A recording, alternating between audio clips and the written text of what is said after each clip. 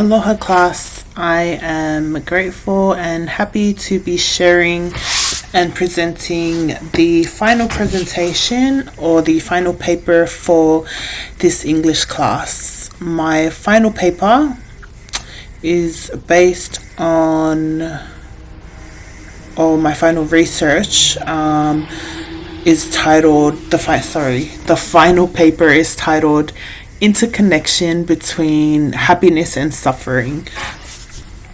And this was the title I got from my research based on the short story I have chosen that we studied in class, which was Ursula K. Le Guin's short story, The Ones Who Walk Away from Omelas.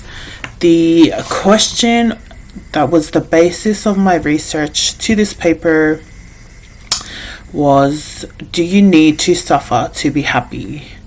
There were many arguments, research and theories that present the idea of the coexisting relationship between happiness and suffering. There is a quote that states, "Happiness and suffering support each other." As you grow older and go through life, you learn that suffering and happiness are both emotions that are part of life. One cannot go through life without experiencing both emotions.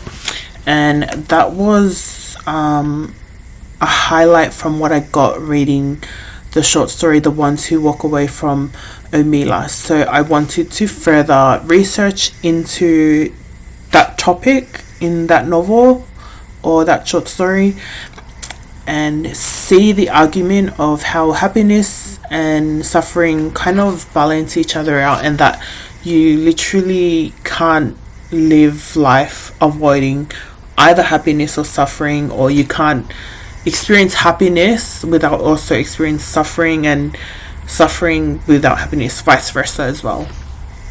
So that is what my final research paper and presentation is based on today. Ursula K. Le Guin uses the theme of happiness, imagery, and the timeline structure in the story to illustrate that suffering must occur in order for happiness to exist. Omelas is a city that is illustrated throughout the short story as a city of success, of happiness, of prosperity, so successful and so in a community and a state of success that they don't actually need any authority figures to keep people in control or to keep people from disrupting the happiness and the smoothness in the city. They don't need a king, they don't need police or soldiers at all. And that's what is the overall picture of the city of Omelas, but we'll soon find out why it's so successful like that.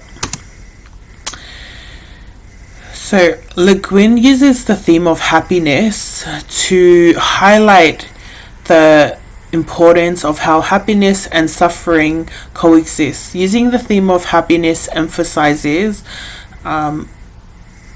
why happiness exists in the first place. Happiness is crucial. It allows a person to reach goals, benefit society, and allows people to live harmoniously even though they may be different from each other. From an article that I researched outside of the novel, David Johnston wrote a book called The Simple Way of Living, and he stated in his book that happiness is a transient state that cannot be reached and kept. Happiness never lasts. So from his article and from Le Guin's short story as well, it illustrates how happiness, once you reach it, it's not a permanent mood. It doesn't stay forever. You end up losing it, and when you lose it, that's when suffering comes in. Suffering replaces the absence of happiness, and then that shows and coincides how, again, happiness and suffering balance each other out once again. Another theme that Ursula Le Guin uses in her short story was imagery. In the ones who walk away from Omelas, the use of imagery describes happiness within the society and the citizens' social behaviors amongst each other. In the short story, it illustrated how children were playing around, getting together, and there were people baking and other members of the community eating the baking, and they were all just living like in peace with each other and just enjoying the company of each other. And they would always have festivities and music and just celebrating together anything and everything. She used the language to help us imagine how colorful, happy, and just unified everyone was. And this conveyed how happiness exists in the city of Omelas.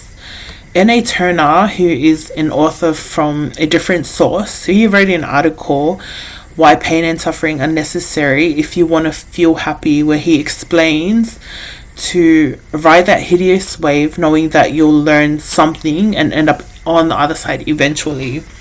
So as I mentioned before, happiness doesn't last forever, but N.A. Turner also highlights the contrast that we should just ride the hideous wave, and he's referring to suffering here, knowing that we'll end up on the other side eventually, which is then again happiness coming back in, and that we'll learn something, we'll benefit from that suffering as well. The timeline structure is also used by Le Guin in her short story, The Ones Who Walk Away from Omelas. The timeline allows one to understand how Omelas is a prosperous town because of someone else's suffering. So purposely in her narrative, she first writes about the success of the town, the happiness of the citizens, and it's only towards the end of her narrative that she writes and describes why the town is happy and in that state. And that is because there is a child in a dark room somewhere deep in a private area or like a basement somewhere, suffering so that these people can have happiness, that this town can be prosperous. This timeline of introducing the child's suffering is shown later in the narration to emphasize how happiness and suffering once again interconnect with one another. David Goggins' novel Can't Hurt Me, not his novel, it's his like a bibliography of his life, also highlights how timing proves suffering and happiness connect. In his book, he writes about the suffering he faces growing up, and when he learns that he can't escape the suffering and the pain of life, he brainwashed himself into craving discomfort, knowing that when he embraces discomfort and he goes through it, that he's able to succeed and improve and be a better version of himself, which also leads to him being happy again. These points again from Le Guin and these other sources show us once again how happiness and suffering correlate or interdependent with one another. When one comes to understand the connection between both happiness and suffering, it will become clear that the best way to apply these both is by acknowledging it, taking it on, and seeing it how it fits into your life. By accepting both modes of happiness and success, one can be able to better direct how they wish to best live their life. And that is the final presentation for my final paper. And I hope that you're able to learn something from there. Mahalo, and have a good Christmas, everyone.